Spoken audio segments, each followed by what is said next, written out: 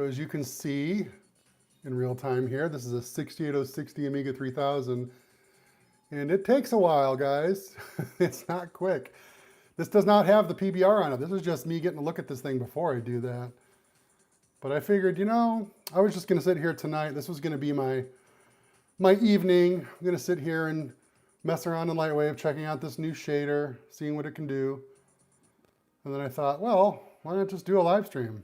I mean, people can tune in and watch if they want. Oh my God, we waited all that time, and you can see how slow it is. And if you look down here, yeah, this isn't gonna work. Not even for a live stream. We can't do The Last Starfighter. Okay, well at least you got to see something different. But let's try and pick a scene that won't be so slow. I mean, obviously this is, you know, you put up with that when you're working on these old systems like this. But for a live stream, even me just playing around tonight, I don't want to be here all night. I do have to go to sleep at some point.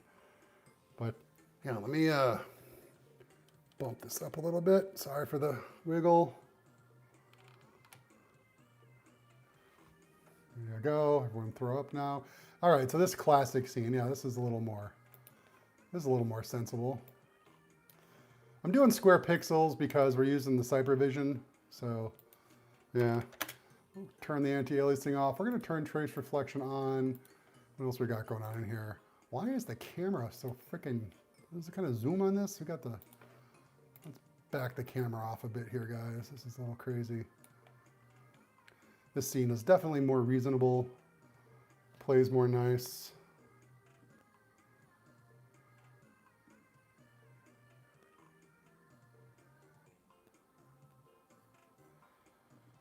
All right. Oh yeah, it's crooked. Let me, is that the way, is that the way to go? Nope, that was the wrong way to go.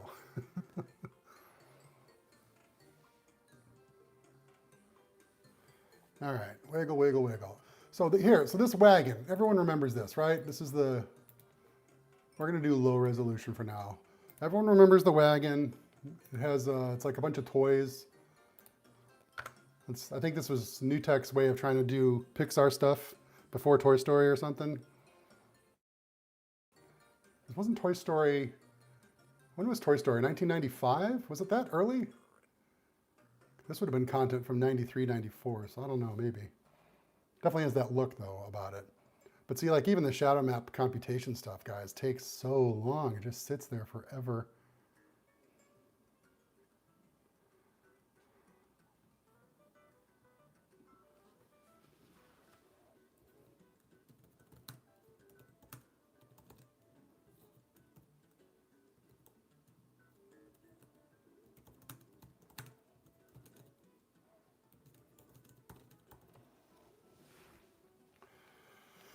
All right, let's see here. Yeah, okay, so there's the wagon. So this is like the wagon in Lightwave as it was, right? And look at the shadows in the ground, guys. This is an important one. I'm gonna do this one first because this is the easiest.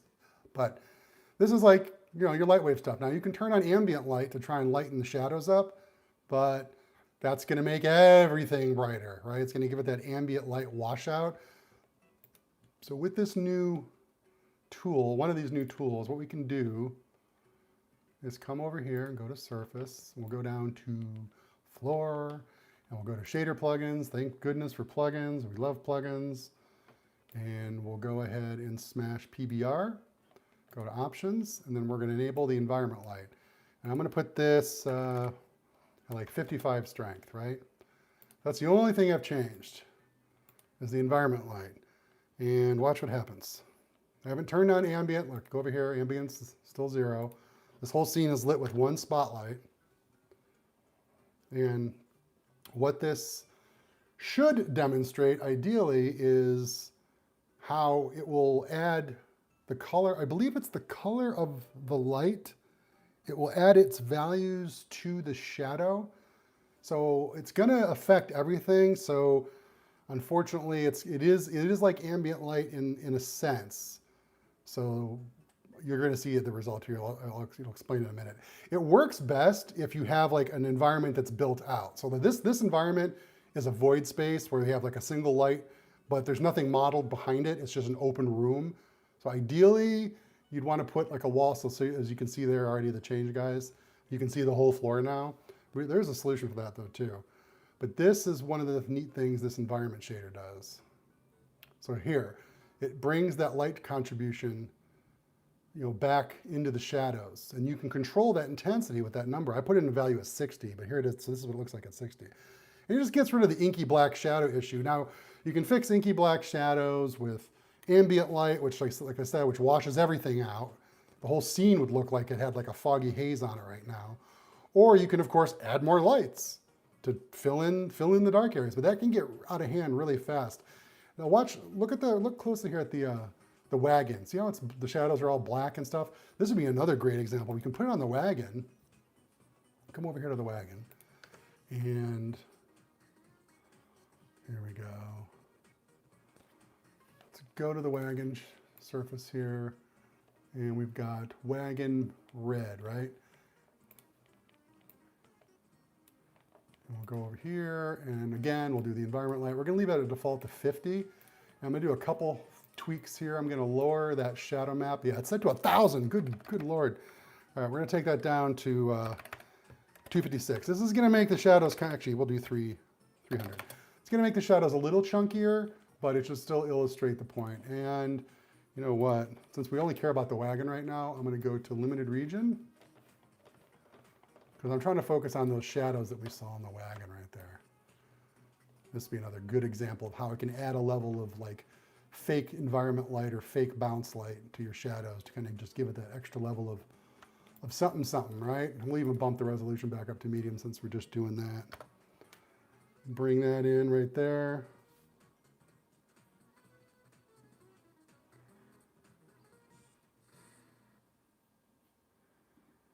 Okay.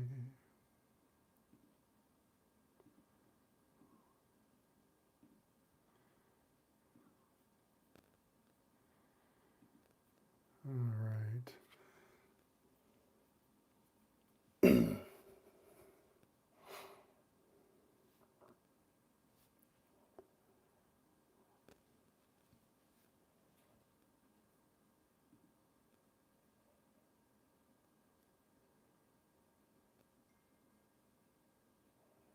Okay, so there we go. Look at that.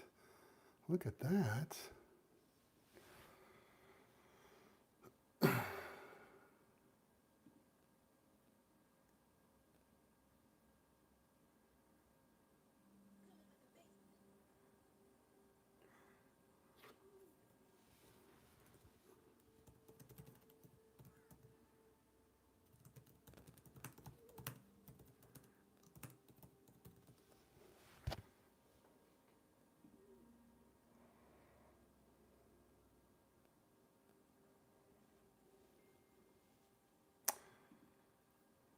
All right, so what we can see here, yeah, so see how it's actually kind of subtle. I need to crank it up, but what we're doing here is trying to get rid of the dark, hard shadows. Like normally in Lightwave with your spotlight, this is what you're gonna have, is this dark shadow. Not a lot you can do about it, just like you had the dark shadow underneath with the floor. But now we've got the floor with that like ambient fill there. And especially right now that we've kind of cropped in and we've gotten rid of that big void space in the back, you can start to see how this gives it that little fill effect, which is really nice. So what we want to do is come in here and we're going to boost that wagon a bit here. Come in here, grab this. So yeah, we're using the environment light, and I'm just going to go ahead and blast the strength to 100. And you know what else we're going to do? I've been ray tracing reflections right now, but we don't have any. So one of the things with Lightwave, right? You'd like turn reflections on. Let's like give it some reflection value. And you turn the diffuse values down, you know, or whatever you do. It's red paint, so we're actually going to keep the diffuse up fairly high. So there's your wagon, right? You're like, that's going to be my wagon, my reflective wagon.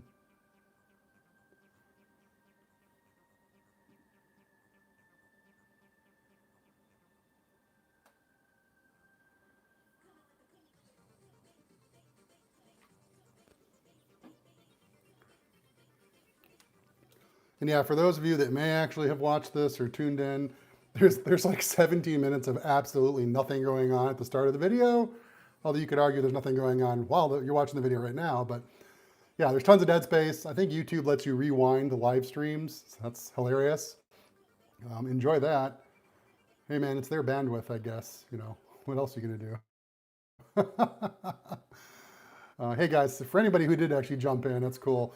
This is super informal. This is not a, yeah, I've got my laptop open so I can see live chat, obviously, but this is just me hanging out. I was gonna do this anyway, just sit out here and mess with my Amiga 3000 and Lightwave tonight, but I figured why not share it with everybody else? This is what I do on my downtime when I'm bored. I don't know, some of you folks might do the same or do something different, but this is what I'm doing.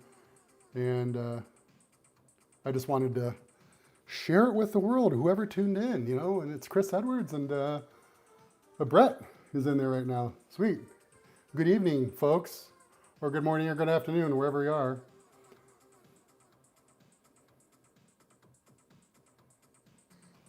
Yeah, Dr. Chris handles the hardware. As he knows, if I start to deal with hardware, I get very frustrated very easily. So I try to stick to the software, and I try to stick to the software I actually know. God forbid I learn anything new. All right, so now there you go. We've got our basic Lightwave wagon. Now look what's already happened. We've lightened the shadows up. We've got the reflections coming in. But this looks, this looks very, yeah, it's like very 1990s, 1980s reflections. That's cool. I mean, it's neat. You can look in there and see the wheel and the little ball reflecting in there. In fact, you can't even see the ball. It's over here. It's not being rendered right now, but it shows up in the reflection. So take a mental snapshot of that right there, that wagon and its shiny reflectionness. There you go, that's Lightwave 5 default reflections. So then we'll come over here and we'll turn some of the magic sauce on in the new shader by Midwan. Come over here, kaboom, and we'll go to roughness and we'll set this to like 55. Now, even without turning on any anti-aliasing, if you start getting into roughness, I really recommend that you turn on anti-aliasing to really see the benefits of it. But I can still show you the benefits of it even without anti-aliasing, because we don't want to be here all night. The three of us that are hanging out here. I think Dr. Chris, if I know him, he's probably making his own video right now, so I appreciate him taking a break to poke his head in here and say hello.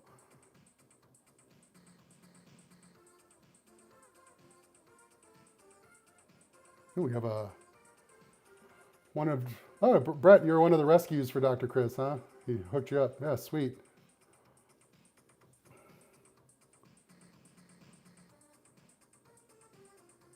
Look at that, multiples, 600, 1200, 8570. Dang, that's awesome. Oh yeah. This won't be spoilers, Chris, because no one, I mean, there's not a lot of people watching this, so, but yeah, he's got a new toy that he got. Sounds like it's going to be pretty cool.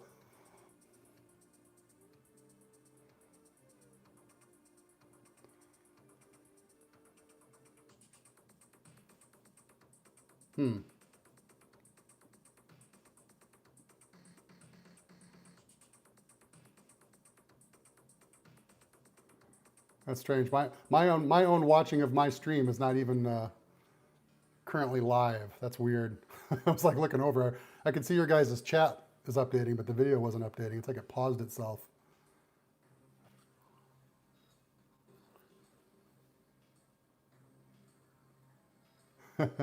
Hey, Doug. Thanks for dropping in. This is super casual, man. This is just me. I was just hanging out, doing my Amiga stuff, not doing anything formal.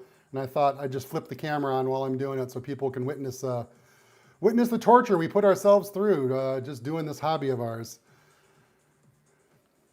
So here you go. Look at the difference already, guys. Like again, there's no anti-aliasing on it, so it's really noisy. But the last image we had, I mean, if you go back and rewind the stream, you'll see that it was just classic, reflections, 90s style reflections. And now we've got this kind of nice, roughed up paint, old wagon. I won't say old wagon, but just a different kind of paint. The surface is roughed up and more spread out. The reflection looks a little more natural, like roughed paint and stuff, like a crappy paint job, I guess is what I'm trying to say. Obviously, you could add more texturing to it and do other fun things to make it look like old rusty wagon. But one of the other things we can do too is right now it still kind of has that bright red 1990s paint look to it. You know, it doesn't look like, I mean, it's reflected, so you could be like, yeah, it's shiny paint, but it doesn't have enough of that metal look to it. So one of the things we can do with this new amazing shader is do some fun metal looking stuff. Hey guys, that music isn't stepping on me, is it? I don't think you guys can even hear it, but yeah, all right. Yeah, I love that Doug is back too, guys, by the way. Doug, I'm glad that you're making videos again on a more regular. That's awesome. Appreciate it. I don't think you understand how important Amiga videos are to me, especially by you and Chris. Oh, okay. So yes, we're going to go to the metallic. Look at that. We're not going to crank it. You might just want to crank it, but we're going to do like this. In metal, by the way, like paint or like a painted surface or a chrome isn't 1.5. It's usually around 2.25, 2.5. So we're going to do that. So now this shader is letting Lightwave know that that is not just regular light wave surface reflections. That's meant to be a more metal reflection, something that has the properties of metal. Like I said, I don't really know the tech stuff. There's all these fancy white papers out there that have been published that explain all this stuff. In fact, I'm pretty sure that's how Midwan wrote this, is he looked all that code up to figure it out.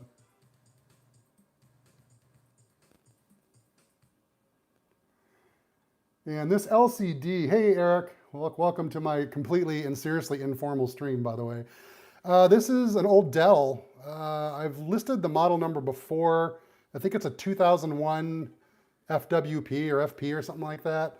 This was one of the early, well, that's not early, it was 2000. It was one of the late model in the Amiga life Dells that came out that was 4x3 or maybe it's 5x4, I don't know, that can handle Amiga modes. It can do 15 kilohertz. It does show flicker. It doesn't have a flicker fixer on it or anything, but it handles flicker really, really well. It's not obnoxious. It's actually really, really subtle with the flicker.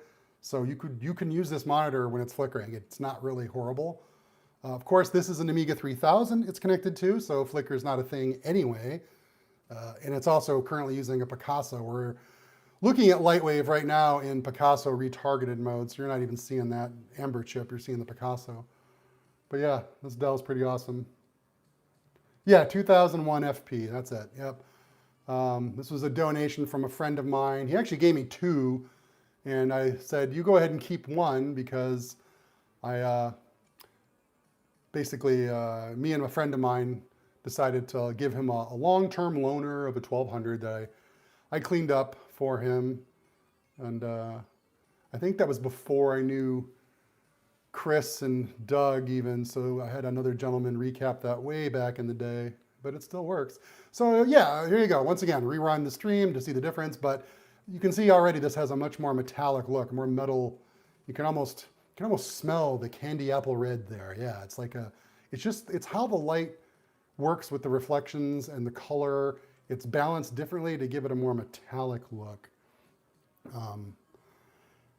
Tell them about the 4,000. Why you got to bring that up, man? I have told that story. Now, Old Q, who used to drink and drink way too much, told that story a lot because, Old Q, drinking too much. Yeah, no. When was that? That was, oh man, that was probably 2002, 2003. What I'm going to do, by the way, while I tell this horrible story is just continue with the PBR stuff. One of the things I can do to that Wagon's reflections to make it look even more modern is add some Fresnel math to those reflections, give it a proper realistic curve to the reflections. Anyway, the 4000, I had this storage center in Las Vegas. I lived in Los Angeles. I had a storage center in Las Vegas that was costing me $80 a month. $80 a month. Oh my God, it was so expensive. And I finally had to shut it down. It had been there for like 2 years and it had been a mess. And yeah, this is the Fresnel shader, guys, by the way. It's pretty self-explanatory right here. I'm having it affect specular, diffuse, and reflection. So I decided to shut the storage center down. I went in there, packed up as much as I could fit into my Jeep. I had a 2001 Jeep or something, Jeep Wrangler, so not big, right, guys? Not big, not at all. And I was basically just forced, to deal with I didn't have the space, so a lot of things got tossed. And yes, one of the things that got tossed, unfortunately, still can't believe I did that. It was an Amiga 4000 with a Picasso 2, a CD-ROM drive, and oh my gosh, wasn't there? I really feel like there was another card in there. I don't want to, oh, there was a PAR. There was a PAR in it with a hard drive, that's right. And I didn't just throw it in the trash, okay? I carefully and gently set it on top of a bunch of boxes in the trash can and rested the lid on top of it so everyone could see it who drove by. So the hope is, in my mind, that the 4000 sitting on the green, conventional green trash can, the big boy, the big metal boy, sitting on a bunch of other trash with the lid, the plastic lid, it wasn't a metal lid, it was a plastic lid resting on the 4000, that maybe someone would drive by and be like, oh, computer, and just grab it. That's my delusional memory of that's what happened. Most likely what happened is the trash guy showed up the next day because it was really full. And yeah, that thing just vanished into the ether. It was no, it was a Picasso 2. It was not a Picasso 4. My first encounter with the Picasso 4 was back in 2016 when I got another 4000 from a friend that I had to clean up. It was an Amiga 4000 with a busted motherboard, and it had a Picasso 4, a Toccata card, and a 68060 accelerator, a SCSI 2 add-on, and it had the VLab, the full VLab, the VLab motion card. He basically said, listen, if you can fix it, you can keep it, give me a couple $100 or something. But this was 2016. This was kind of in the start of the big Amiga wave. Remember, guys, it's hard to remember. I know we think Amigas have been expensive forever, but they really weren't. Back in 2016, you could find Amigas all day on eBay, still cheap. You could get 500s for $50. You could get 3000s for $200, $300 max. Ask me how I know that. I'll tell you that in a second. And I was like, you know what? I'll fix it up for you. I sent it off to Paul because, again, I didn't know Chris or Doug back then. And so I didn't, when I keep saying I didn't know, I know Doug doesn't do really a lot of repairs, but I didn't know Doug, and Doug couldn't tell me, hey, go to this Chris guy, because I didn't know any of them yet. And so yeah, look at those reflections. See how they're popping now? Look at the shine we're getting there. That's looking really nice. So I took the, yeah, I'm reading your comments too, sorry. Dig through your landfill, look for it. I know it's got to be out there somewhere. So yeah, that was anyway, my first encounter with the Picasso 4 was that 4000. I cleaned it up, fixed it up, and I did not keep it. I actually sold it on eBay at that time with all of that stuff in it. Keep in mind, all the stuff I just named off, with all that stuff, and I think it sold for like $1,600, which was a lot of money. My friend was thrilled, after eBay fees and me recouping my repair costs, because I don't do free repairs like Dr. Chris does. I think he had like $900, $1,000 or something. And yeah, he was super happy. And that was the last I saw of any of that kind of stuff for a long time. I wouldn't see a Picasso 4 until years later from the same gentleman when he let me purchase his Amiga 3000 from his dad. And that's how I got my current Amiga 3000. The famous Amiga 3000 you've seen in so many videos, the Amiga 3000 videos. That was that whole adventure.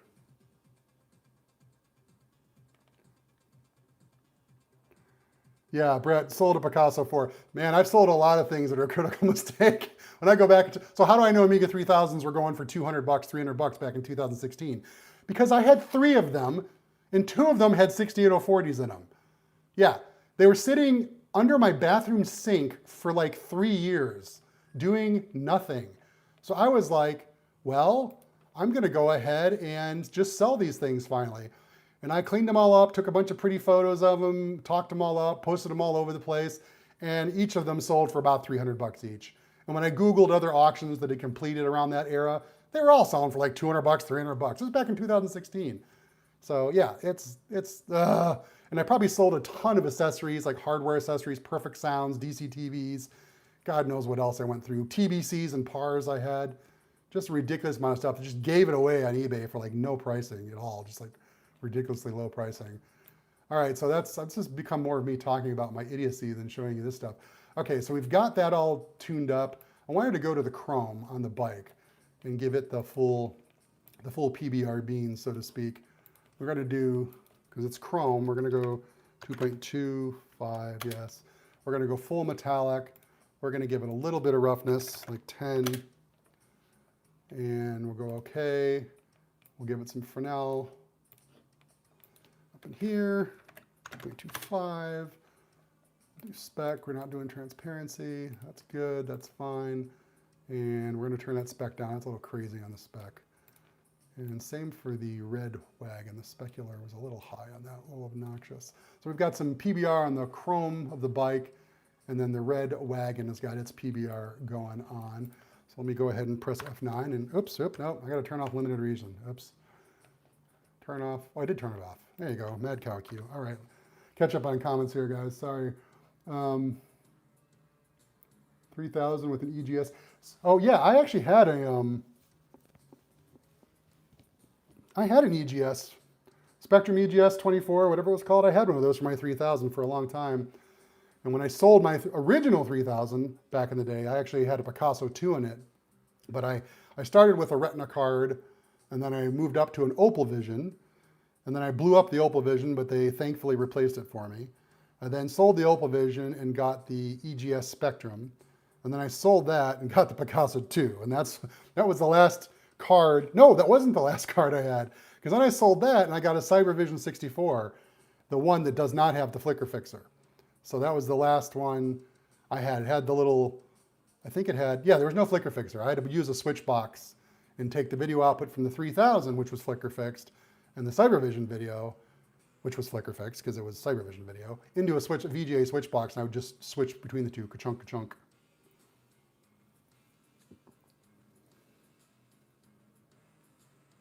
Yeah, the damn roaster chip. That's what we were all waiting for. I think everybody was waiting for the roaster chip. The EGS Spectrum was great marketing.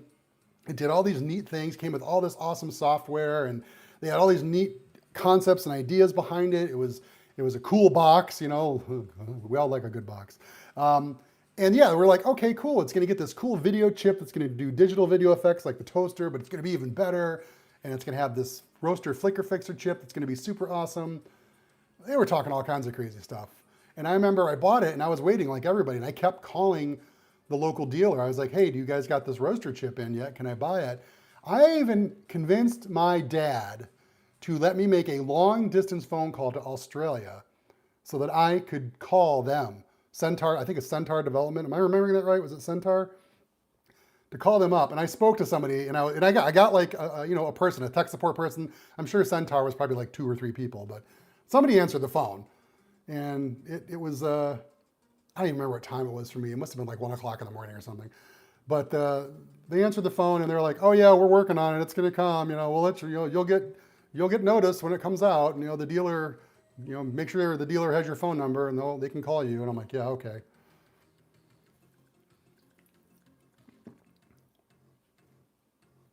Yeah, it's Opal Technology. It wasn't Centaur Development though, or did Centaur make software? I keep remembering that logo of like a scimitar, centaur, the half freaking dude and half freaking horse guy.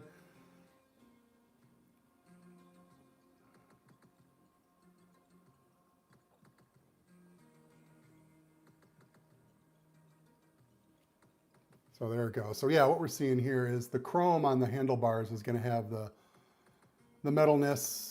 I mean, maybe all this chrome will, if it's tagged as the same surface, should have that kind of chrome metalness look to it, if that is indeed the chrome. There's lots of chrome here though. I just noticed that there's like a chrome pole in this stick, boingy pogo stick here, so it could be that. Maybe I completely missed the bike chrome. I don't know. But we're definitely getting this wagon, and we're finally going to see the wagon with some anti-aliasing, so it doesn't look like just a block of noise. Opal paint. Yeah, Opal paint. So Opal paint with Centaur.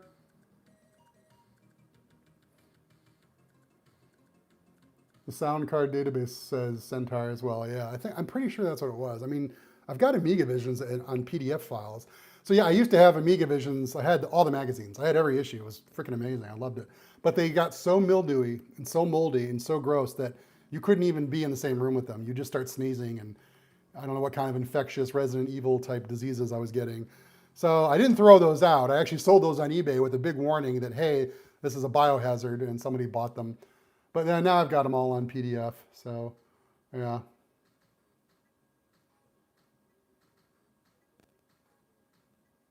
Chris says he loaded up a full-size RTG Opal Tracy Lords photo on the work computer at Commodore HQ.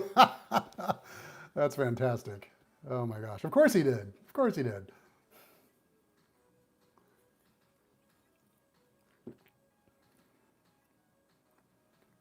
PBR tastes about as good as a Varda battery acid. No, PBR is cool, man. I mean, the beer sucks, right? Yeah, but PBR rendering technology is cool. Oh, your shed leak, man. I'm sorry, that sucks. I don't know. I somehow have escaped natural disasters for losing Amiga stuff. I do a good enough job on my own doing it. The only natural disaster that takes my Amigas is my own stupidity. Why, recently I just blew up a W2 Raspberry Pi thing, chip, whatever, computer. Yeah, I was super careful to plug it in and make sure all the pins were lined up, and it didn't work. But I didn't blow it up yet. It needed a jumper. It was missing a jumper, just a simple jumper. Not having the jumper on it will not blow it up. So I got the jumper put on there and then plugged it back in. I thought I double checked it and it still didn't work, except this time it was getting warm. So I turned it off and I looked at it. All the pins were installed, off. Like only one row of pins was plugged in, which means those pins were plugged into the spot that they're not supposed to be in. So I unplugged it, plugged it back in again, tried it again, and it still didn't work. And I was like, it wasn't blinking any lights. And when I looked, by the way, so this was the second time. Right, wait, this was the second time. No, this would be the third time I plugged it in. And I plugged it in wrong again, except I put the pins on the other side this time. So 2 times I failed to accurately look at it. And I wonder why I don't wear glasses. Yeah, I need glasses, guys. I need at least a helmet of goober when I'm doing this stuff, because to me, in my eyes, it looked like it was plugged in. But when I actually did dig up my glasses, my readers, and put them on, it was really obvious that I had missed the pins. Ugh.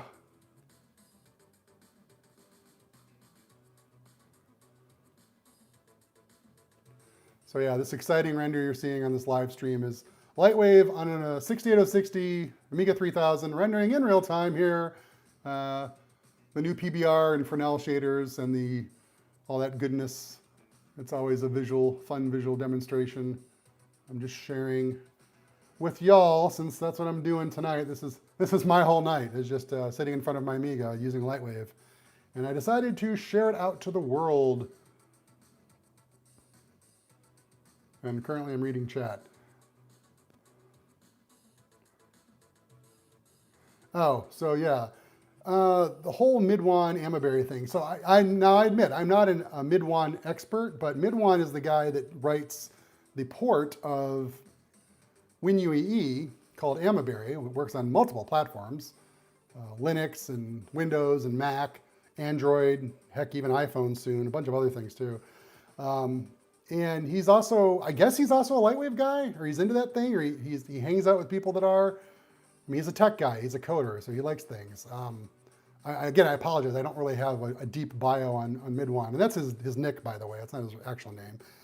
But I don't know if he was already working on these shaders or if it was coincidence. But I've been making YouTube videos now for almost 5 years talking about Amiga Lightwave and how great it is and how it literally just missed the boat when it came to getting these more advanced shaders that I'm showing here, literally by about a year. Commodore went out of business and NewTek stopped making Lightwave for the Amiga about a year before the technology, the magic and science came out that would allow this stuff to happen, right? So they missed the boat.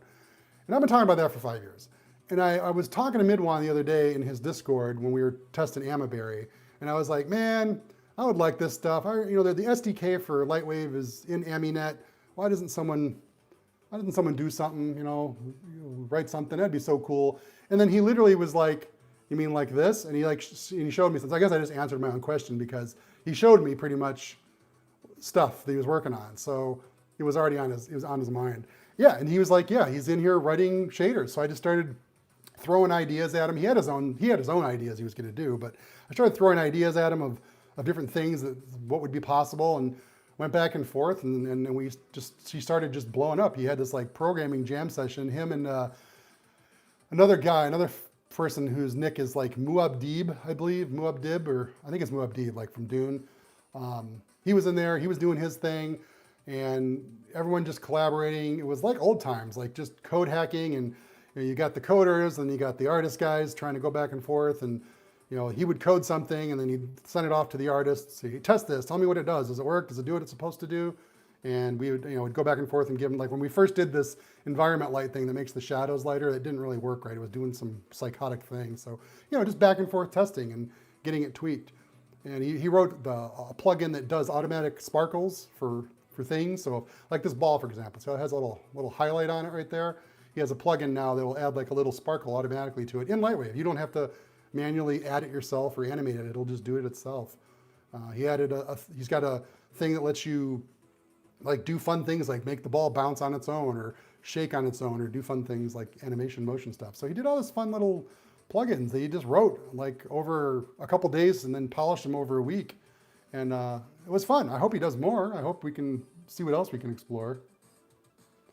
But yeah, Muad'Dib, yeah, he was cool. He was a fun dude. He was showing me some great stuff. He whipped out some really cool great water examples, showing off the sparkly thing I was talking about. It was neat working with all those guys to get this busted out.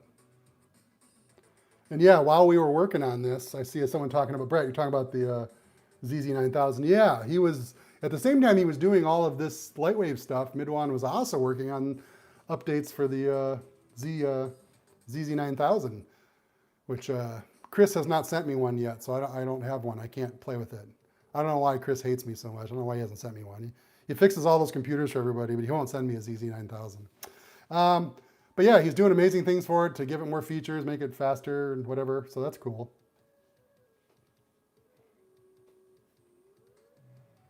As you can see, even with only 5 passes of anti-aliasing, it's slow. We're at 4 of 5 right now, so yeah. This is 3D, guys. This is what it's like. This is how slow it is. This is how long it takes. Here you go. This is the career I chose. You know what's crazy? It's about this slow even today, right? For some things, not everything. But of course it looks ridiculous. It looks like amazing nowadays. Oh, Chris says he will give me a ZZ9000. I just have to give him my credit card number. Oh, that's cool. Thanks, man.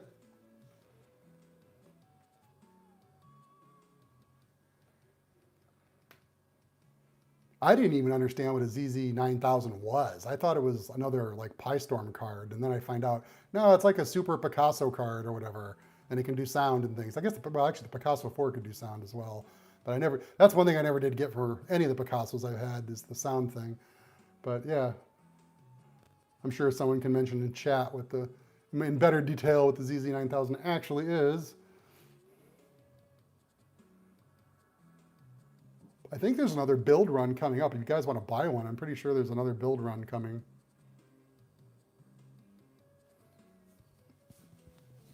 Okay, it's an FPGA video card. Everything is FPGA nowadays.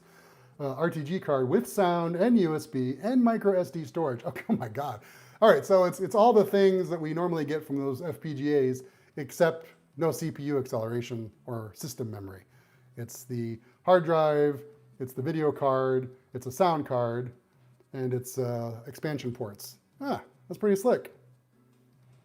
Yeah, an HDMI and flicker-free video. Does it handle, does it do the Amiga pass-through of regular Amiga video and AGA video and flicker fix it?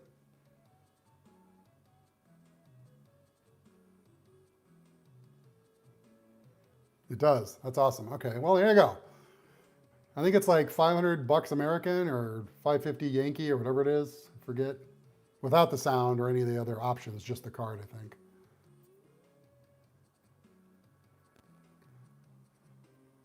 That's funny that ZZ9000 basically costs as much as a Picasso card. I mean, I don't know if that's true. I mean, Picasso 4s we're selling for $400 to $700. It's always such a wide net. It just depends. I think it always depends how drunk someone is when they're on eBay and they're getting all nostalgic, how much money they're going to spend on something. Yeah. Whenever you see like one of those Amiga 3000s sell for like $3,000, I'm like, oh yeah, they were either high or drunk or their wife just left them.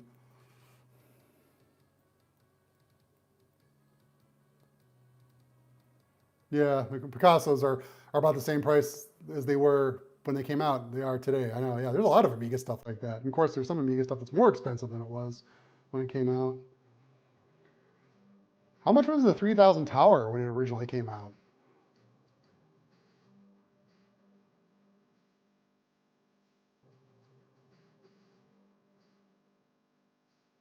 Everything's free if you don't look at your PayPal credit card statement. Yeah, that's true. PayPal credit.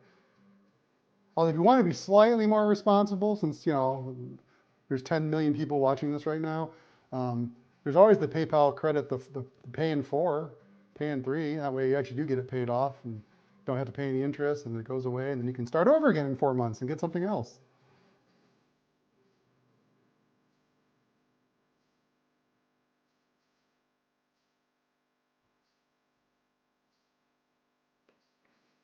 Isn't it incredible how long it takes to render one image? This is just a freaking kid's bike, a ball, some blocks, a wagon, a pogo stick. I mean, what the hell? That's crazy. It's so crazy. Eric just bombed chat with the full specs of the card. Oh, that's pretty slick. Oh, it does 32-bit. Interesting. Huh. Is the audio, I assume the audio is 16-bit audio, guys? Is it, it's all AHI and everything? Me trying to sound like I know what I'm talking about. Hey, look at that. After all that time, we get a render. Yeah, look at that. Look at that wagon. Still pretty noisy. That was 5 passes of anti-aliasing. It's still pretty noisy. But it's still neat. I mean, it's pretty. Look at it, it's so pretty. Kid's room.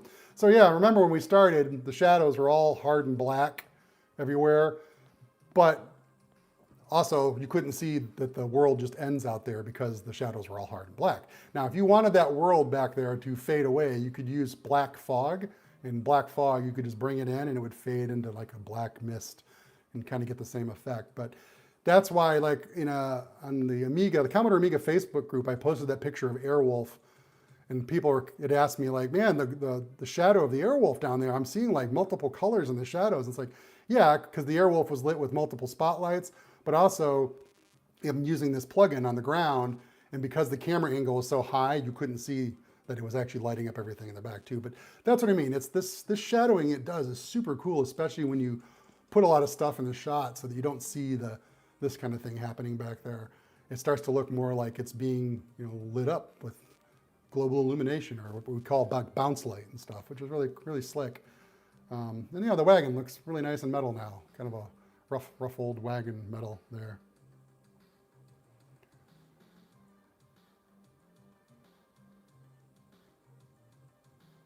Jonathan Sarmento. Hey, from Brazil. Welcome from Brazil.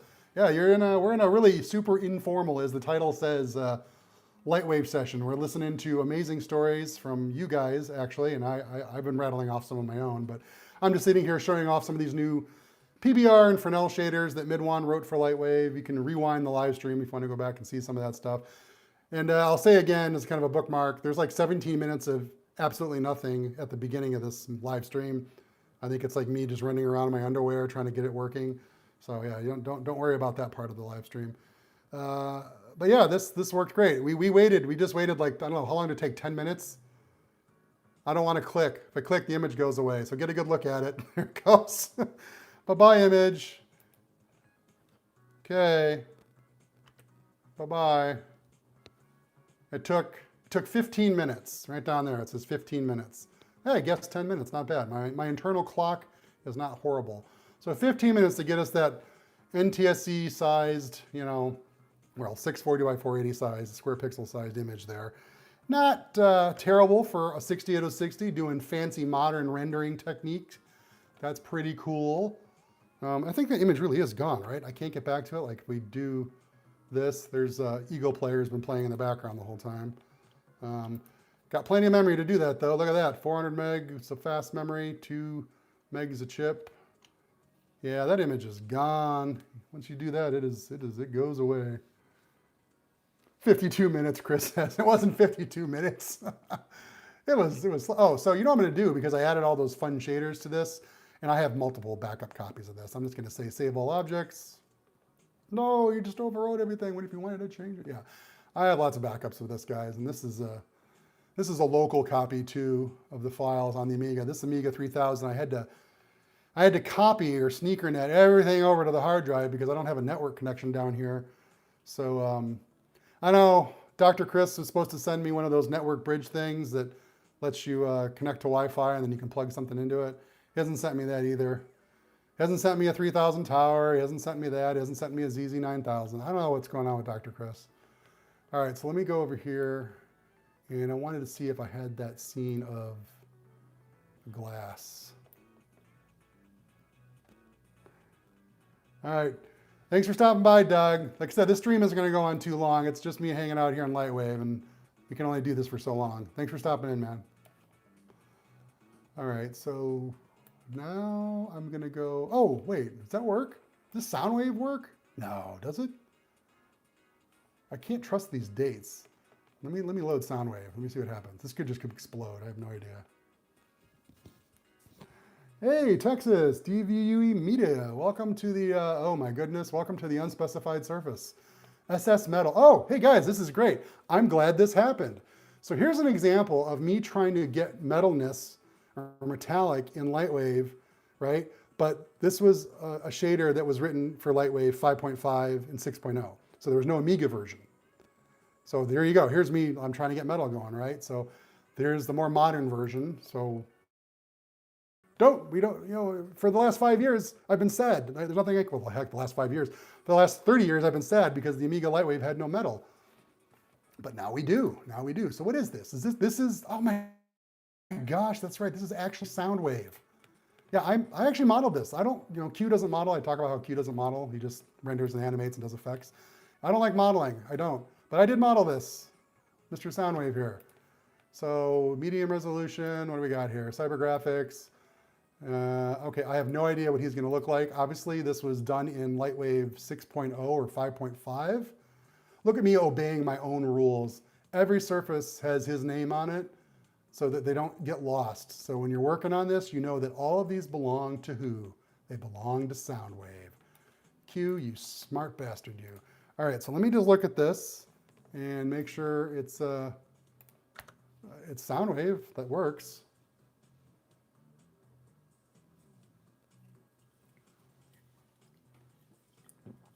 So those of you new to Lightwave, by the way, this comes up. What is this screen that we've been staring at with the weird black and white? Why does it even do this? This is kind of like the oh shit screen. It gives you this black and white thing that shows what the renderer engine's doing, kind of an interpretation of it. And it keeps it low quality because they don't want to eat up resources. They're trying to keep resources to a minimum. But it does this though, so that you can see that it's doing something or something that you did isn't going to be a disaster. Like for example, if I pressed F9 right now and we saw Soundwave drawing all its pixels right now, and they were like one little tiny dot was showing up every 5 minutes, you'd know, oh God, I did something horrible. So this fixes that.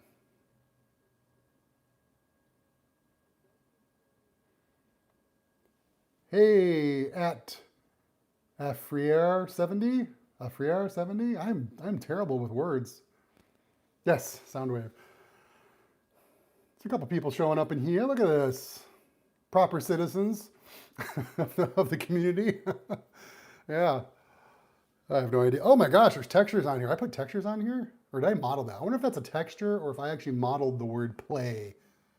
Knowing me, I may have actually modeled the word play. And this is definitely Soundwave. As you can, if you're looking at it, you can already tell. This is Soundwave the toy. This is not Soundwave from the cartoon. This is the, well, Soundwave is in the cartoon. But this is modeled after the toy, not the cartoon. And that makes sense because when you think about it, I would have the toy in my hand and I would be modeling it from that. I'd be looking at the toy. Look at that. There he is. So I'd be modeling it from holding the toy in my hand to see Soundwave. That's great. I mean, look, you can see the little pins for the toy, the hinges. Not bad, Q. You know, you even got the little decal on there. Look at you. I think I made this back in 1997, 96 maybe? Gosh, yeah, I don't know. Oh man.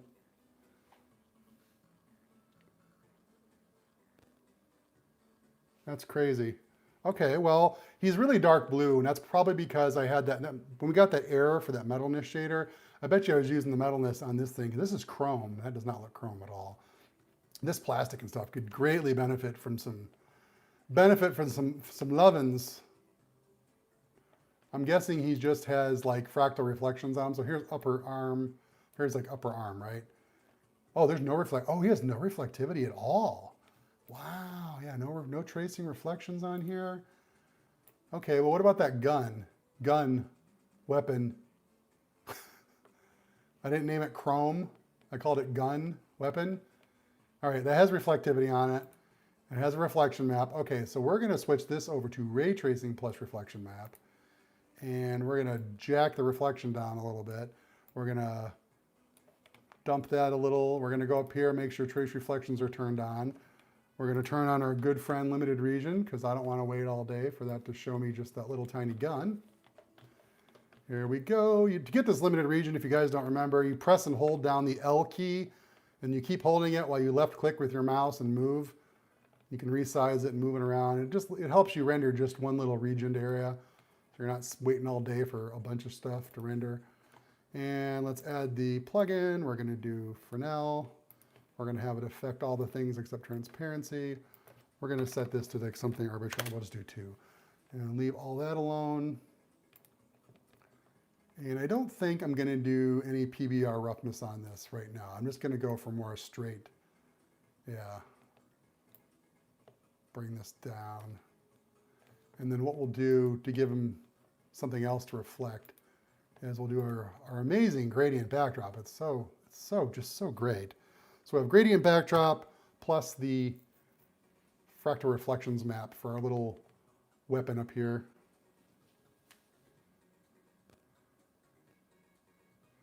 What's the target file format and resolution for the 3D render? I'm sorry guys, I'm only half reading chat here. Is that, you guys talking about what Chris was talking about? My thing was 640 by 480, probably saving out as a PNG. Oh, that was the other thing. Midwan wrote a PNG loader saver. We can finally load and save a modern format in Lightwave. Now, you might know that Workbench has had PNG for a while now through data types, but we didn't actually have it in Lightwave that could handle modern PNG load and saving, so now we can do that, which makes getting your files in and out of Lightwave a lot easier. Plus, most of the images you download from Google are going to be PNG, so that helps. So yeah, I don't know if that was it or not. Already he looks different though, because he's getting reflections from the sky. That might have been something different. I don't know. This is all part of the process though. This is the world of Lightwave here.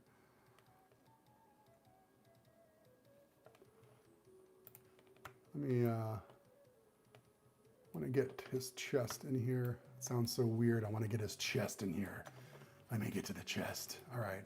So did I name the door face? Okay, door face has some reflections on it as well. So we'll do ray tracing plus spherical. Give it a little speck. And I'm going to drop all the goodness on there. We'll do the Fresnel. This one I'm going to leave. Door is probably transparent, but we're not going to mess with that. We're going to bump the diffuse up a little bit. All right, and then that weapon. This is gun and weapon. I don't know. I mean, obviously this is what had the reflection on it. Just didn't seem all that. It's doing its thing. It's got all its things turned on. It does. Oh, just didn't seem all that. Let's set this to 100%.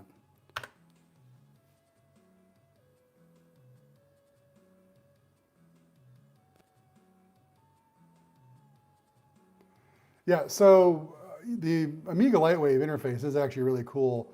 It flows well. It's why I like using it. And yeah, the yellow version, it's the 8-color screen. This is an Amiga 3000, and even with the Picasso, I tend to use the 4-color mode because it's just faster. I mean, the thing is, I don't know how Lightwave works with the chipset, but the chipset has to process the image and send it, and then the Picasso intercepts it and broadcasts it, whatever. So if you run 8-color mode, it gets a little sluggish. And it's not so sluggish that you can't use it. Most people would be fine with it. But I'm such a spoiled brat, and I'm so sensitive that I just drop it to 4-color mode for maximum speed. If you have an AGA Amiga, like a 1200 or 4000, you don't get any of this. You can run an 8-color mode all day, no matter what resolution, and it's nice and fast.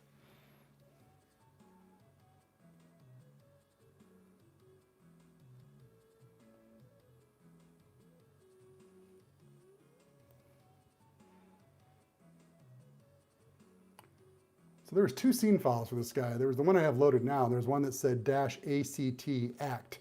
And I'm thinking that was probably short for action, which makes me think he might have been posed or even animated. And why does he not have his legs? I guess I never finished his body. I guess I got this far and got bored and moved on. I told you I don't like the model, so that makes sense to me that I wouldn't have finished him. Yeah, I've actually done videos on setting up ScreamerNet on Amigas, on real Amigas, and running it. It's a lot of fun. It actually worked. The funny thing is, with ScreamerNet on the Amiga, it works like 99% of the same as the version that's currently in Windows. It's the same damn thing. The interface looks much the same. How you set it up and configure it is much the same. That's, I guess, once something works, you don't need to mess with it. And that's what makes, yeah, thanks for watching that, by the way. Appreciate it, appreciate it. I think it's amazing that they did such a great job with that, right? It was so robust. And that's why back in the golden, I call it the golden age of visual effects and television shows in the late 90s, early 2000s, that everyone was using it. It was free rendering. Keep that in mind. It was free rendering. All you had to do was buy computers, stick them in racks, install one copy of Lightwave you bought, and this is all legal, and install it on all the render nodes, and you could have free rendering with a really simple command line driven controller. And that's what people did. They'd write their own controller software for it. Of course, later on, Deadline would do their thing with it.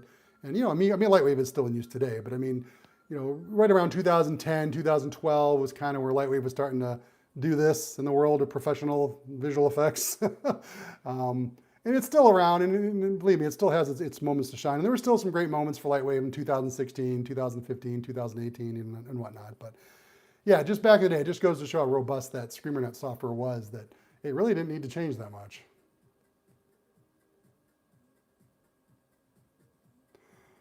Hey, Brett. So I do actually have a retail box copy of Lightwave that comes with the parallel port dongle that NewTek sold when they finally realized that people didn't want to keep buying a toaster to run Lightwave.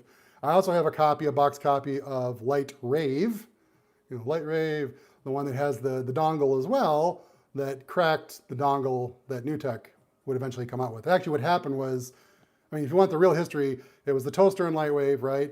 Lightrave came out to give you a so-called legal way to use Lightwave because it still required a dongle, because they emulated, they basically reproduced, reverse engineered the dongle functions that the toaster was performing, okay? And then you had to get your copy of Lightwave so you could use it without the toaster. That was the idea. They got sued out of business within 6 months, and then pretty quickly NewTek realized, okay, we need to take all the dongle calls that go to the toaster and stick them into a little parallel port box and sell Lightwave as a standalone product. So that was that whole thing. Of course, a lot of us just ran the pirated copy of Lightrave that was on the BBS boards. So the funny thing is, Lightrave came out, and it's the latest version of Lightwave and doesn't need a dongle. So someone would crack that, so it didn't even need the dongle, and that was the version that everyone ran. I think a lot of us got our career starts using Lightrave 3.1, the cracked version.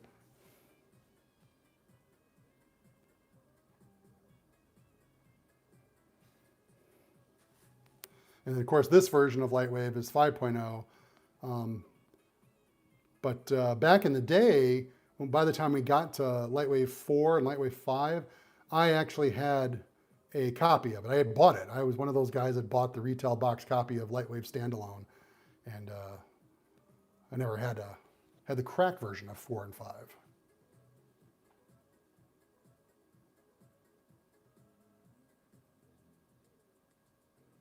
Hey, Mike. Mike, yeah, I actually started on Imagine, like a lot of us too. I tried out a lot of different 3D programs on the Amiga, and Imagine was the first one that had a modeling portion that I understood and could figure out, and so I would start modeling stuff. So for a long time in Imagine, all I did was model, and I would very clumsily render a still image of that model and go, ooh, look at that. And then I started to struggle because Imagine's animation system is terrible. It's just awful.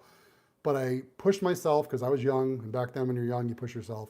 And I figured out how to do basic animation in Imagine. I got like a spaceship to take off smoothly and fly away. I was so proud of myself. And then like 3 weeks later, the toaster came out. And I saw the Lightwave demo portion of the toaster. And I was like, you gotta be kidding me. That's amazing. It was just so incredibly easy to animate with it. I was like, okay, I need that. And then of course, you had to buy a whole toaster to get it, and I couldn't afford that. So I would just go to my local Amiga dealership and I'd play with theirs.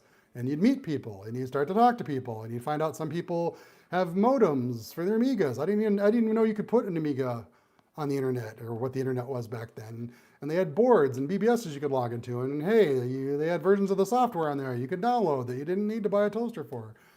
So here he goes. He's got some shine on him now, and look, that's starting to look a lot more chrome. So yeah, there we go. The PBR Fresnel shader thing's starting to do its job. It's super chrome, so it's like blue on the bottom and like light gray on the top. I would need to add the roughness to help kind of smooth that out, like I showed you with the wagon.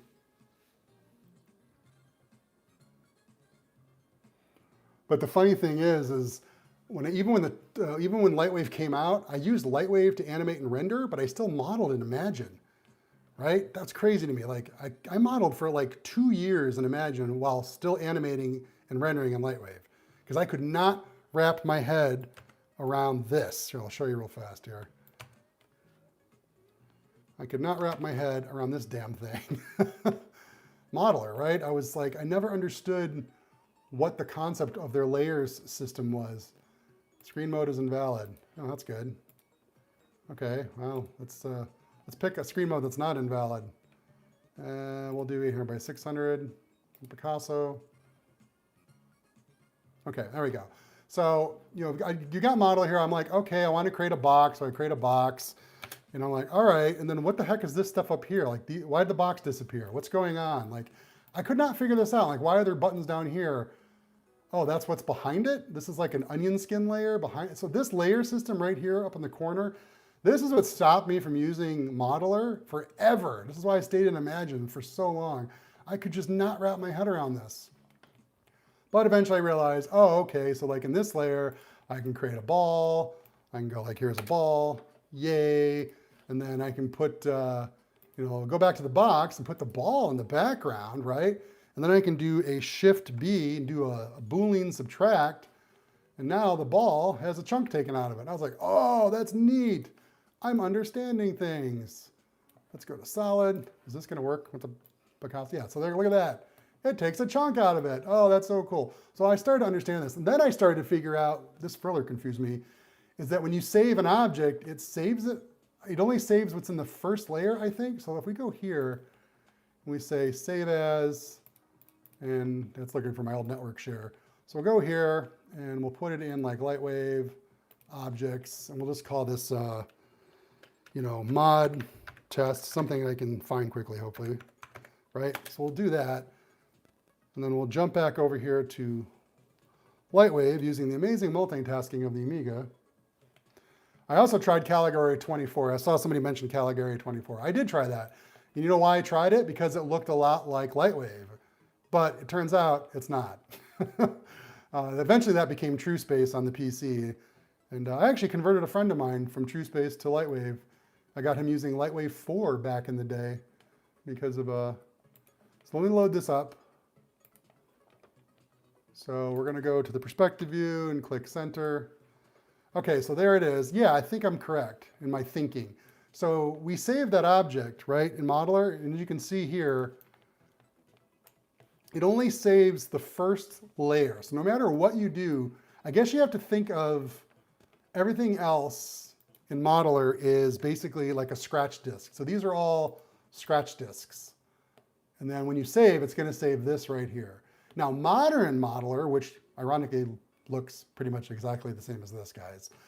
It has the same layer system, but it's far more deep and involved, but it saves everything. And you can pick and choose and blend and parent and do all kinds of crazy stuff. But back then, way back then, yeah, it's like a scratch board system for it. Man, that's pretty slick. Okay, so that's how that works. So that's that. Here, there's your modeler. Oh yeah, modeler can also do fun things like we could pick the polygons here and hit B and just do a quick bevel, which was always fun. Look how fast that bevel came out. And you got your nice little bevel box there. Fun.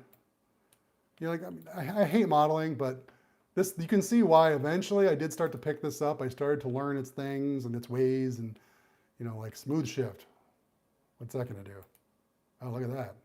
It smooth shifted it. Look how fast we're modeling, guys. We just made a stand that holds a ball. I always like making things that involve balls, apparently. Okay, we'll quit that.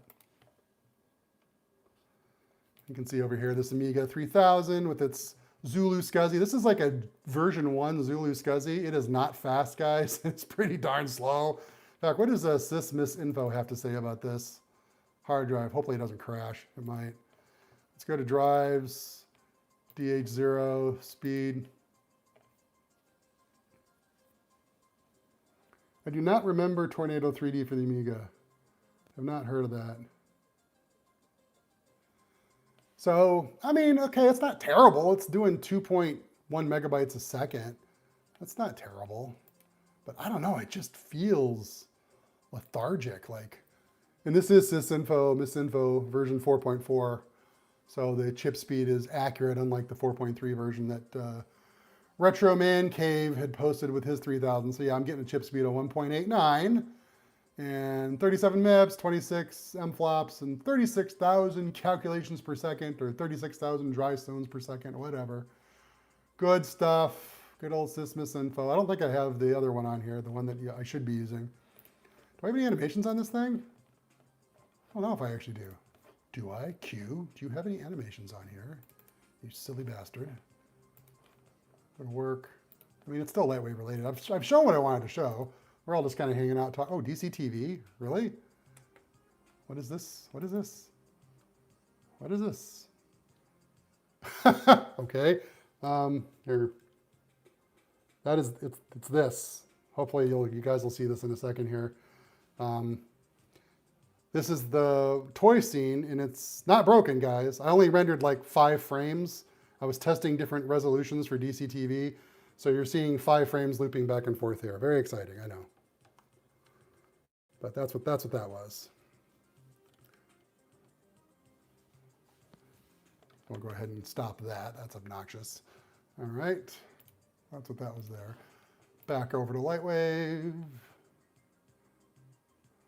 And yeah, okay, so it's cool. What else we got in here? Anything else? I'm just trying to find stuff that's simple and easy to show. I mean, there is that demo I did, but I don't even think that would even be good for this. Yeah, ray trace demo. This is that video series I did, guys, on where I think one of these videos got like 20,000 views or something. I don't know why the algorithm, like, sometimes the algorithm like dumps me out there and I get 20,000 views on a video. I'm like, wow, that's cool. And then like nothing after that, it's, yeah. All my real fans show up, at least for all my videos, and I appreciate you guys. Thank you for doing that. All my hardcore, my homies that come out here to look at this retro pixel stuff is just crazy. All right, so we've got this one. I'm not gonna, I know this scene is chunky. Look, it's got all this stuff, look at all the things. Well, I was doing a ray trace demo. I was showing everything. So let me go to just Ducky here, because I think Ducky could look really awesome with all this stuff. I was actually wondering what happens to Ducky when I put like the full beans on them. So we're gonna do anti-aliasing turned off. We got limited region turned on. And we're just looking at Duck. This is Duck pre-PBR mid-1 stuff.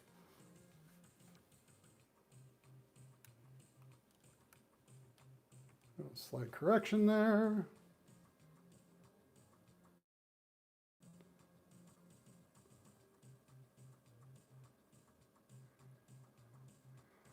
Did I change my 3000 SCSI to asynchronous using SCSI Toolbox? I don't know. I don't know what you're talking about. That sounds like tech stuff that I would never know about. Sorry. Chris? Is that something I should know about, Dr. Chris? Yeah, it's already 10:15 p.m. on the Eastern Standard of Time. Let me just do this Duck real fast, and then I'm probably going to wrap it up. This was just a casual hangout of us chatting and looking at some new shaders. After 30 years, the Amiga Lightwave gets new shaders. How about that? Thank you, Mid1.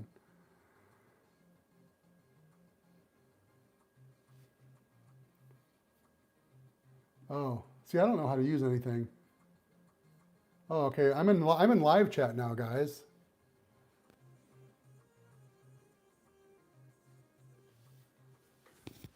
Okay, so I'm going to scroll back up through the live chat because I'm obviously missing a bunch of stuff people have been talking about. Oh goodness, yeah. So there's the SCSI Toolbox question. Yeah, no one. I don't know where that's at. I don't know if SCSI Toolbox asynchronous, if that's something you do in HD Toolbox. I'm going to say no. I have not done that unless it's something that would be on by default. We can always check. I mean, we're rendering right now, but it'll be done here in a second or two. A second or two. Yeah, it'll be done in a second or two. Welcome to the future. Yeah, I didn't know. Okay, I see. I think my chat was set to top chat. When I moved the camera over to show you DC TV, you guys might have seen the chat screen on the Mac there. And yeah, it was set to top chat, I guess. I guess that's why. Oh, it's a jumper on the Zulu.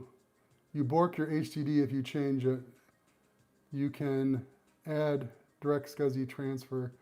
Well, that direct SCSI transfer option is available in HD Toolbox as a check button, and I think it's on with this particular install. I noticed you can turn it on and off and nothing destructive happens, but maybe that's because you need to have that jumper enabled on the Zulu, which mine probably is not.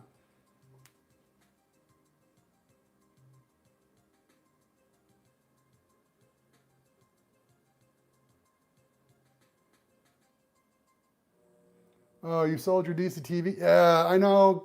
You know, Brett, don't feel bad, man. I had, okay, this is going to sound ridiculous, but I had two DC TVs. I didn't even know it. Um, I didn't have a DC TV, actually. I didn't know I had one. So Chris repaired one and helped me, and he gave me a great deal on one. I think I'm remembering that correctly. Chris, is that right? You hooked me up, you fixed one, you gave me one? And I was digging through like my box of old crap, and I found a DC TV that I had purchased like 5 or 6 years ago. I mean, I'm like, what? And then I completely forgot how amazing they were when I started making those videos, and I was like, holy crap, these things are awesome. They give Amiga people, we're sitting here trying to do ZZ9000s and Picassos, trying to get a good looking rendered image here. I mean, I know you use those things for other reasons, a lot more reasons, but for like final rendered image, frame buffer style, and the DC TV gives you the ability to do animation as well as have a sexy frame buffer. That was great. And you can actually capture video with it. You can capture, not video, I'm sorry, you can capture a still image of video with it. Okay, so yeah, you fixed mine. I don't remember. My memory is so bad with this stuff. Somehow I have two DC TVs. I don't know how. I remember buying one of them and another one showed up. Maybe I bought both of them. I have no idea.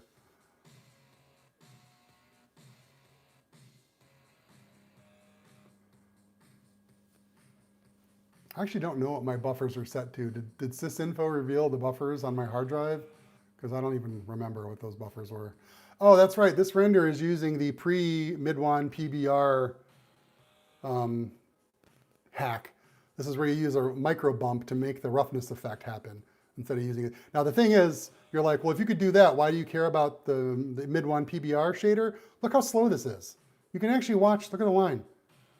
You can actually, I can follow the rendering that Lightwave is doing, the scan line it's doing across the screen.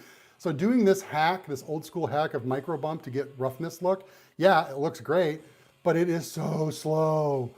So slow that I'm not gonna wait for it. We could bang that out so much faster with the new PBR plugin. Like if you go to this wood table, where we go here? Where's wood table? Did I name it? Yeah, table wood. Yeah, bump, right here. See this bump for table? This is my micro bump, 0.001, yeah. Go away, bye-bye, don't need you anymore. We have PBR, we have roughness, and we're gonna set you to like, 80. And we're even gonna turn on environment light. Look at that, boom. But first, we're gonna run back out to Workbench, because I promised, and it's getting late. We're gonna go into here. See how slow these icons are, Chris, if you're even paying attention? This stuff is slow, man, for a freaking SCSI. I don't know. No, tools, Q. So we go to HD Toolbox, fire that up. And we'll go to partition drive, and we'll go to advanced. So direct SCSI transfer is off, buffers is 30. My other partition, buffers is 100, direct SCSI transfer is off. So there you go, that's what's going on with that. There's all the information right there. So yeah, I don't know if that's a thing that can be done. Where's Ducky at? I want to do Ducky too if I want to press this button one last time. Just called yellow. See how I'm not following my own rules? Yellow? Okay, I guess that's the duck. So we're going to do Fresnel. Duck's going to have really low Fresnel, like 1.2. Do all the things except transparency. Boost is diffuse. And we're going to give him a little bit of reflectivity. Boost is diffuse a little bit here too. Give him some of that old PBR roughness. Roughness, there we go. Like 60. All right, and then we're going to look at that. And that'll probably be the last render I do. All right, I'm going to read what Chris is writing here. He says, 300 buffers and check the box, then save and reboot. Turn Workbench down to 8 color mode, then fast display and window movements. All that shit is in chip RAM. Dr. Chris, I don't think it's in chip RAM, man, because I'm using a Picasso screen. This is a, right? This is a Picasso screen. This is not chip RAM. Chip RAM is like 1.8 megs available. So, I mean, if anything, this should be like super fast. And I can look at my hard drive. I'm not going to move the camera right now, but when this opens up, you can see the hard drive light just going flash, flash, flash, flash, flash, flash, flash as this opens up. So I think it's the hard drive. I'll even take this down. This hopefully won't blow up Lightwave. I'll take it down to 8-bit. I'll even drag it down to like 16 color Picasso mode. See what happens here. This is probably going to blow up because Lightwave is rendering. Okay, so there we go. Close that. Here comes the big I told you so from Dr. Chris. No, not really. And again, looking at the hard drive light, you can see it thrashing as it loads all this stuff. So yeah, there's something going on with that hard drive. I don't know. I'm not going to do all those things in H2 Toolbox right now because I'm rendering, but I'll do that afterwards. Thanks for the tip. I'll try it out. I mean, if it blows up, I can always just re-image it. No big deal. Yeah, I use Mode Pro. That's how I'm doing all this stuff. If I need to, I use Mode Pro to retarget. Where's that synchronous mode at, Brett? Was that in the HD Toolbox we were just in? Oh, the card is either a Kingston or a SanDisk for sure. It's an SD card, full-size SD card, not a micro adapter. No, wait. This is the 3000. No, this is a full SD card. The 4000 has a micro SD in an SD adapter. The 3000 has a full SD card in it. Shit disk, SanDisk. Get a Samsung. Don't you know how expensive memory cards are right now? All memory and hard drives are expensive right now. It's horrible. Things are terrible. That duck is looking good. It's looking, even though it's in 16 color here, it looks, I can already tell it's got that nice, it has that cool Fresnel effect I was going for. That looks really nice because he's got lots of things to reflect and do, which is really neat. He's also rendering a lot slower. If you remember, if you scroll the video back, to this portion, you'll see how much slower he's actually rendering now that we're doing all the fancy Fresnel math.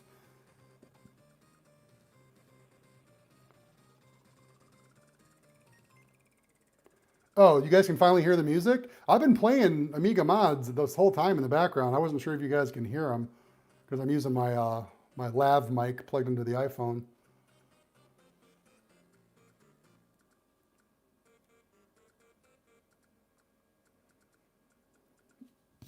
Oh yeah, SCSI to SD is a different product. There was SCSI to SD and there was Zulu SCSI. Hey, Chris brings up another good point of stuff I've done wrong in my life, especially when I was drinking. I blew up not one, but 2 SCSI to SDs. Yeah.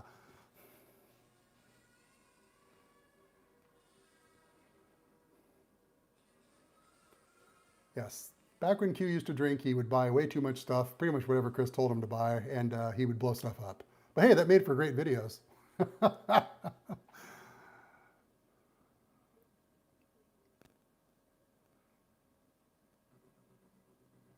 Look at that duck. She's going, doing her thing, doing duck stuff. So yeah, multitasking Amiga. You can do that even when rendering. Yes, this is a 68060, and yes, it has gobs of memory. We've been playing music this whole time. We're already multitasking. I tend to not do it too much though, even with Beefosaurus set up like this. You never know what's going to happen. You could run something and it'll explode or crash in the middle of your render. Best not to mess around too much, but I got some fun stuff in here. Forge is a great program. You could probably run Final Writer pretty safely and not blow anything up. But you know, you're blasting the CPU right now anyway, so there's not much else this Amiga is going to do. It's not like it was super great at load balancing that CPU, at least in my experience.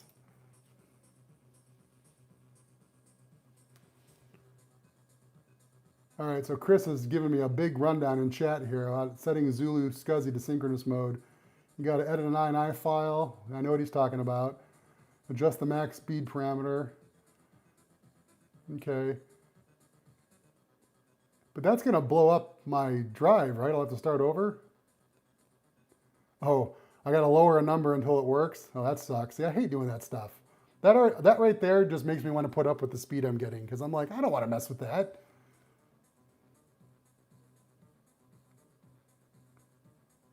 Often more stable, alternatively use max sync speed 10 for faster speeds if supported. I mean, don't get me wrong, 5 megs a second is nice. That's better than the 2 megs I'm getting now. Huh. So Chris, that is strictly editing an INI file. I don't have to change anything in HD Toolbox?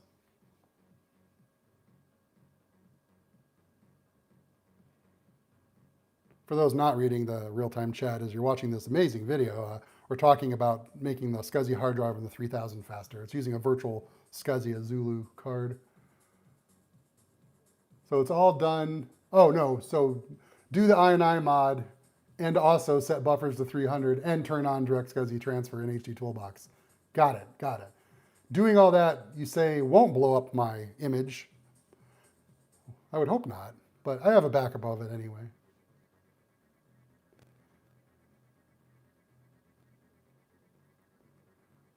Yeah, do the INI tweak first and stuff. Yeah, I mean, that's something, I mean, I can't do it right now, it's in use, but yeah, that would be, thanks for that tip. Okay, so here is that wood table now rendering with the plugin instead of the bump hack.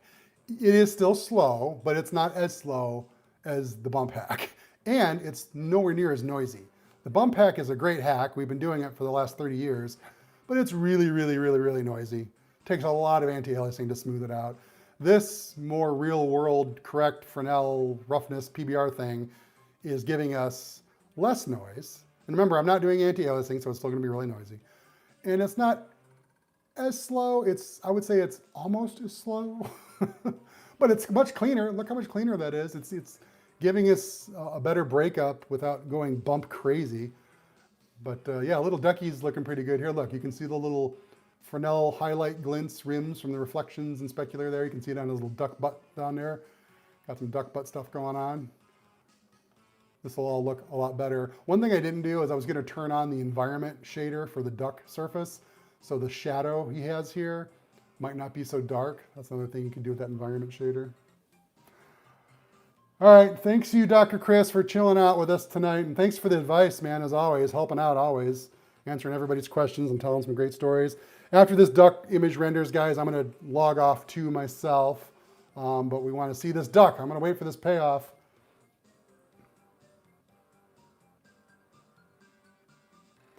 You didn't clog up the chat. You gave us some great info and some awesome dialogue as always.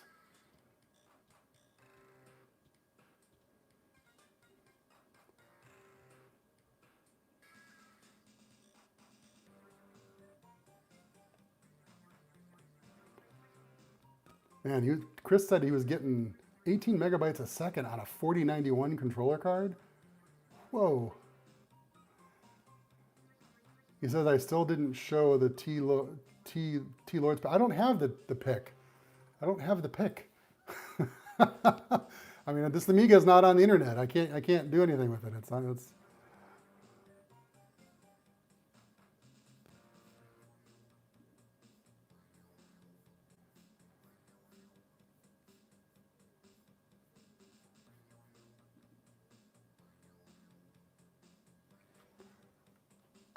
slow. Render, come on. Okay, that is pretty slow, isn't it? Okay, I will concede. It is still pretty slow, but it's not as noisy. It's not as noisy, and it looks a lot more correct, smooth, instead of just doing like pot-marked, sprinkled, bumpily mess everywhere. It's actually, you know, has a little more finer sheen to it, like a polished wood top there.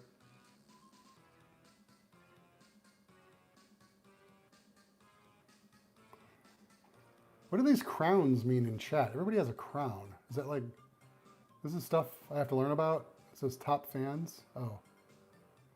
Show it on the laptop and pan the camera over. What do you, where is it at? You haven't sent me anything. I'm checking Messenger, I don't see anything there.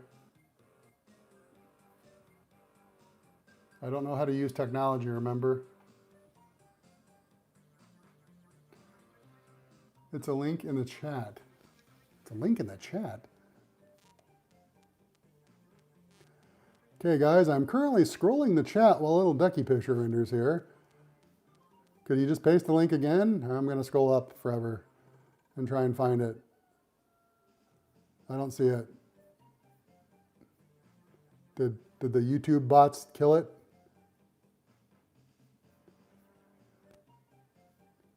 He just posted it. It says he posted it 5 times in the chat. Yeah, I think the YouTube bots might be killing it or something because I don't see it in chat.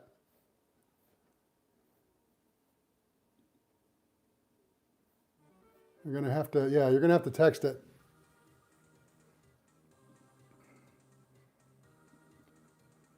Okay, I'm now bringing up this image that Chris has been talking about in chat.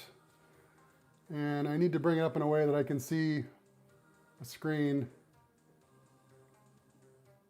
Mac makes this so easy. It does not, actually. Let me, because Ducky is still rendering, so we got time. Okay, so this is gonna, so Chris, explain to everybody in chat again what this is that I'm about to pan over on.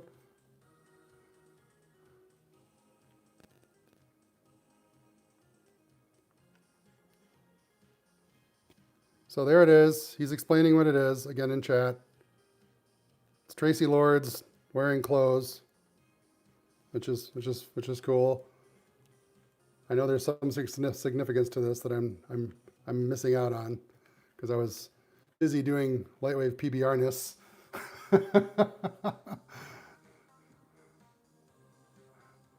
Oh, it's a signed picture, classic poster. And he posted this photo on the Commodore HQ Amigas. Oh my goodness. Okay.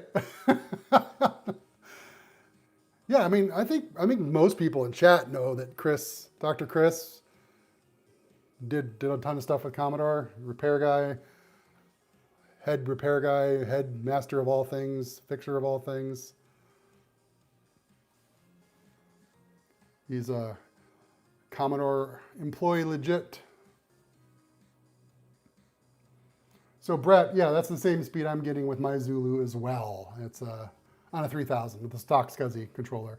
And my 3000 has the less than ideal SCSI controller chip on or whatever. That's another thing that Dr. Chris hasn't sent me. Oh, Dr. Chris was CATS, Commodore Amiga Tech Services.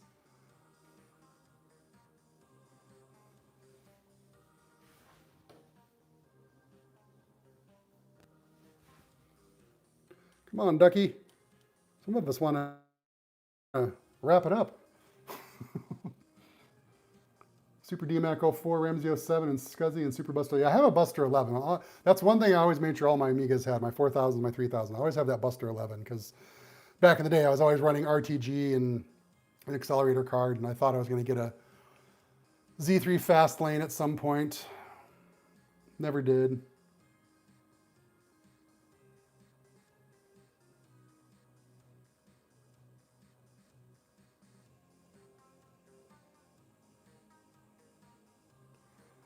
Man, here she's going. She is almost, we're so close. We're so close. I know it's got to render the background too, but the background's really fast and simple. Come on, you're almost there. You're almost there.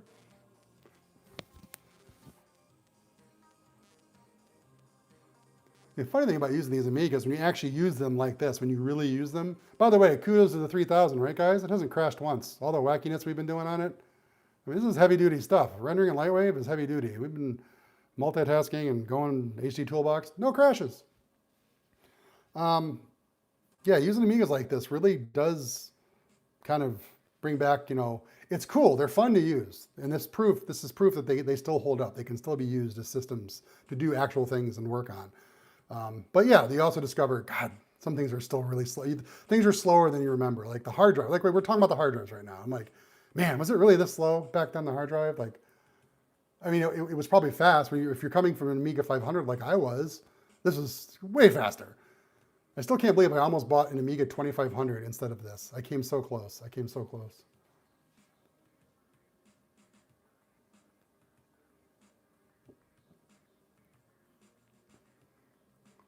I remember one of the things that sold me on the 3000 is I worked at an Amiga dealership a couple years later, but I didn't know this, but the customers were coming into the Amiga dealer that I bought my Amiga from, and they were asking for Amigas with Retina cards, and they wanted, I think it was no, it wasn't even, they weren't even running implant cards. They were buying Amiga 3000s with 68040s, Retina cards, or maybe it was a Picasso card. Gosh, I don't remember. But they were just running Shapeshifter because the Mac ran faster. They could run Mac OS on their Amiga 3000 with an 040 faster than the actual Apple 030s and 040s, and it was cheaper. It was still a lot of money. I mean, that's a lot. All the gear I just rattled off is expensive, but it was still like cheaper than a Mac, and it was faster. And that's what freaked me out. I remember seeing it thinking, what the heck is going on with that?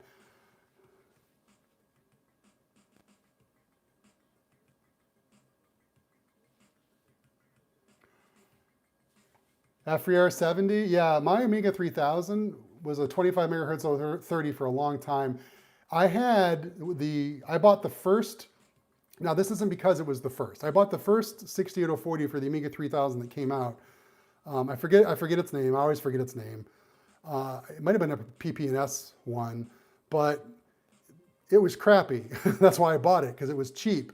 It was the cheapest 040 you could get for an Amiga 3000. It plugged into the fast slot. It had no onboard memory, so it had to use your slow onboard Amiga motherboard memory, which really crippled the 040.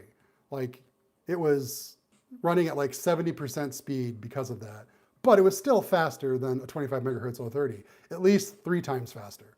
And that blew my mind. I was like, that made doing what I was doing so much more possible. I couldn't have made my demo reel that got me a job in Hollywood if it wasn't for that 040. It was a crappy 040, but it got me my job in Hollywood.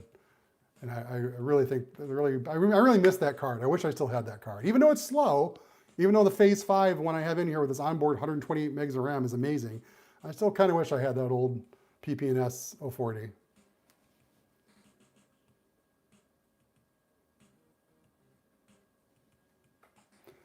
I think, was it a PP&S?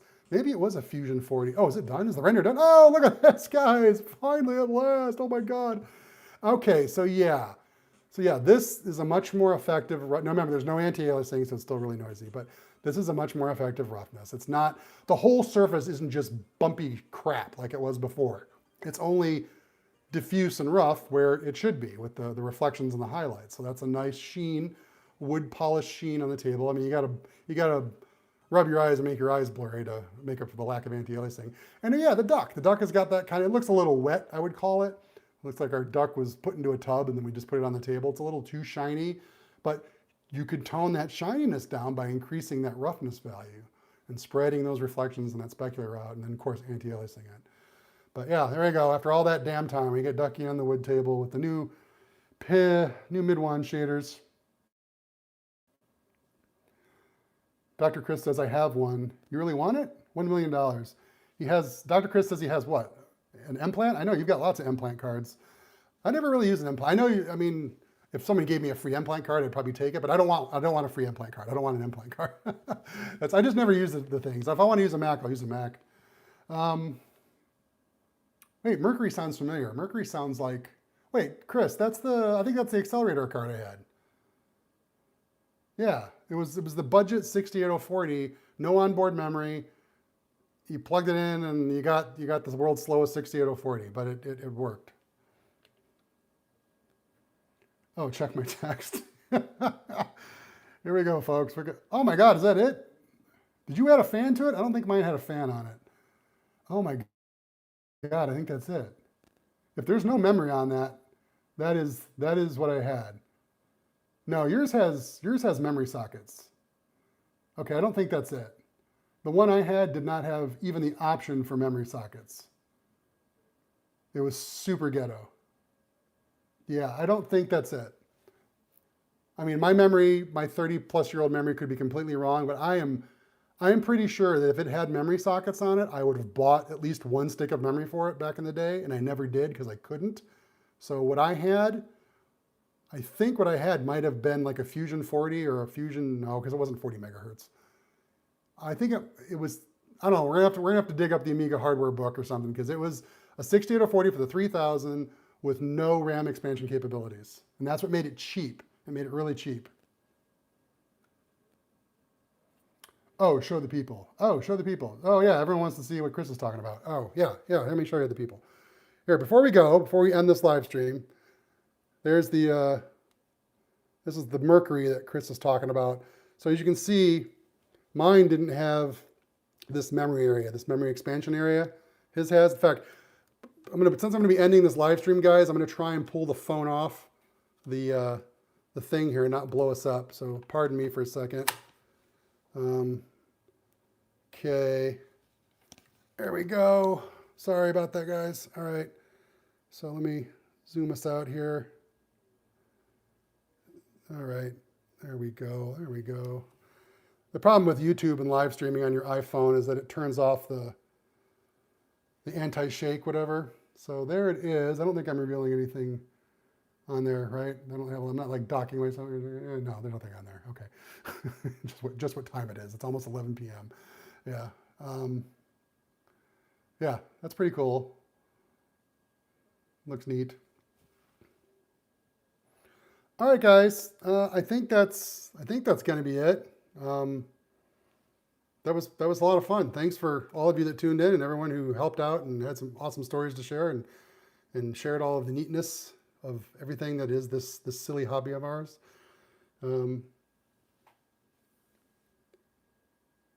I hope you guys enjoy, and I hope you enjoyed that awesome shot of Chris's accelerator card for the 3000, which is, man, if I had that one, then yeah, that would have been sweet because that has memory on it, and it still fits the way it fits. I like that, actually. That's pretty fun. All right, guys, this is going to be it. Good night. Good luck, everyone. Do I have anything fun to say to end it? I don't think I have anything clever to say. No, that's it. All right.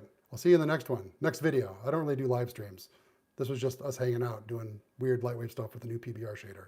And thank you, Midwan, once again.